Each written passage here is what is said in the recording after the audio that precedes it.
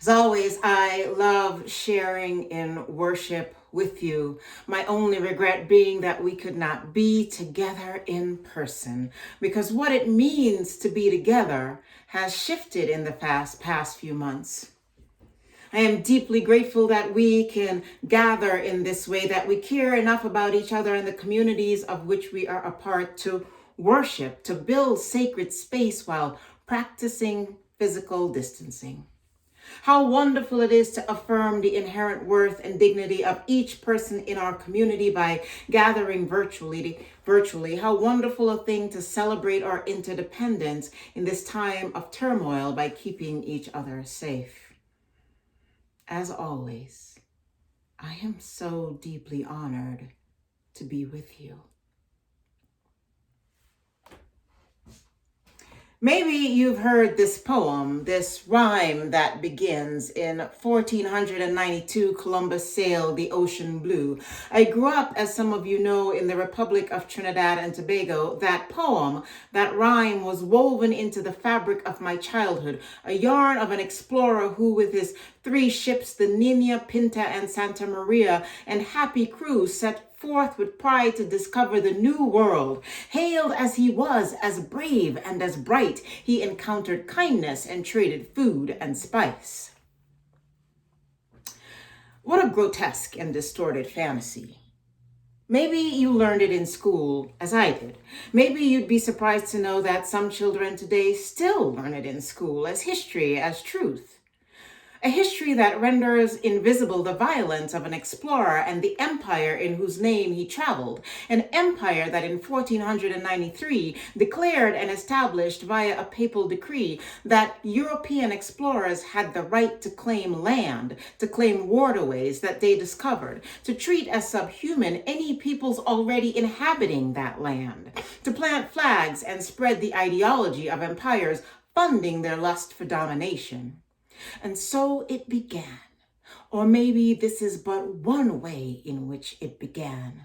This putrid body of white supremacy that has been armored in lies, truths twisted to benefit power structures and increase the wealth of empires who sent mercenaries into well-established lands to colonize, Christianize, and dehumanize.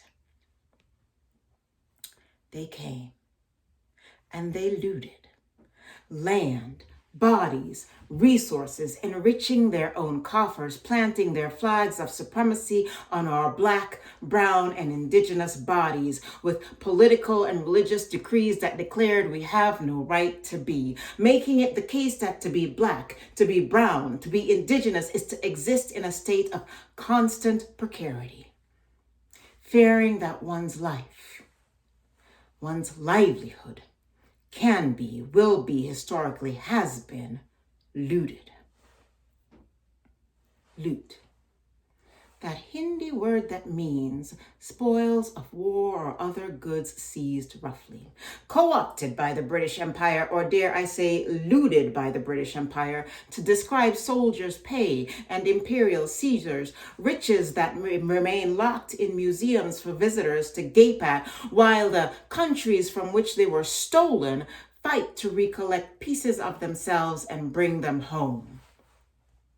So when the news cycle tells us that Black Lives Matter protesters are looting, don't believe them. Guard your political and cultural curiosity and imagination. Remember that our faith calls us into a free and responsible search for truth. Pause and think. Is there a true comparison between stealing a TV and maybe groceries and stealing a nation, stealing a people, stealing economic resources that once sustained entire communities? Is there a comparison between throwing rocks through store windows to signal discontent with political systems that rest the weight of their might on the backs of Black and brown people, even as some of us are hailed as frontline heroes, laboring and dying during a viral pandemic that could have been curtailed had someone cared? Is there a comparison between rocks thrown and raining terror on countries like Afghanistan and Yemen, the latter being destroyed through the sale of U.S. weapons to Saudi Arabia? Now, stay with me on this. The search for truth is seldom comfortable or easy. Is there a comparison between toppling statues erected to celebrate the agents of white supremacist expansion and the very reality that those statues exist in the first place, signaling to a population what those in power think matters? Who matters? Whose life and truth and history, suffering, precarity, being, and joys matter? There is no comparison. As I sat down to work on my homily, I felt like looting as a topic was dated. The news cycle has moved on from covering the worldwide resistance that sprang up in the wake of the state-sanctioned murder of George Floyd.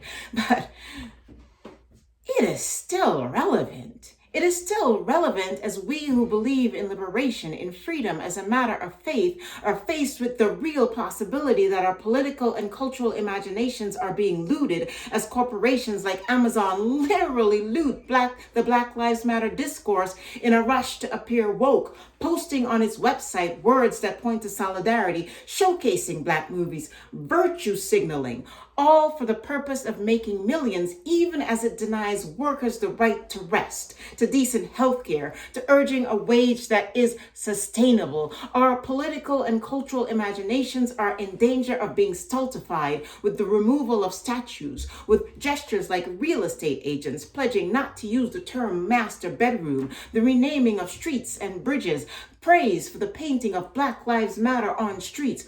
All of this makes a difference. And as Brother Malcolm X wisely said, the white man will try to satisfy us with symbolic victories rather than economic equity and real justice. And friends, we should be about real justice. We should be about, to quote Saidiya Hartman, abolishing the structures that maintain death as our norm. We should be about the work of the poet, destroying to build what we can become when we dream. And what we destroy is that putrid body of white supremacy. And we do that by removing the armor of lies to make room for a loving and liberatory truth that has its foundation in justice, that looks like public reconciliation, that isn't afraid to make amends through ongoing reparations, which could include, if we're dreaming, defunding the police. But let's not stop there. Defunding the national security state. Now let me take a moment. I want to take a moment here to deconstruct this defund language. Remember, guard your political and cultural imagination in the search for truth. Defund does not mean stop funding completely, though that would be an incredible path. Defund does mean that there is no reason for the defense budget to be over 50% of the national budget, with education, health, housing being under 20% combined. Defund means that there is no reason that armed agents of the state should be deployed to do the work of deliberately underpaid social workers. Defund means that war should not be our government's response to everything, whether that's war waged at the border, or war in our streets, or war waged in another country's streets.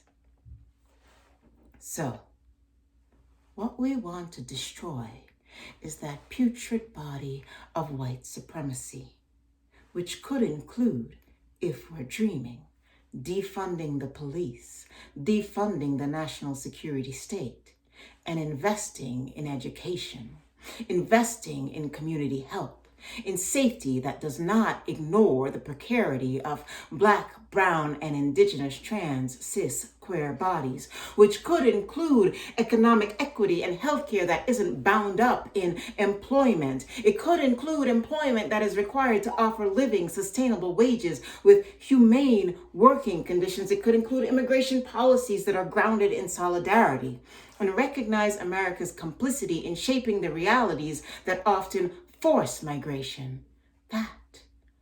All of that be a movement towards liberation.